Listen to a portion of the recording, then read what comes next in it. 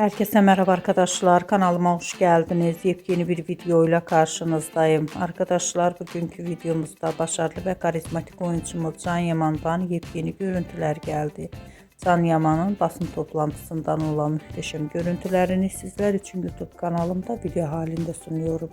Umarım beğenirsiniz. Arkadaşlar videomu beğendiyseniz kanalımı izlemeyi ve bildirimleri açık tutmayı unutmayın. Hoşça kalın.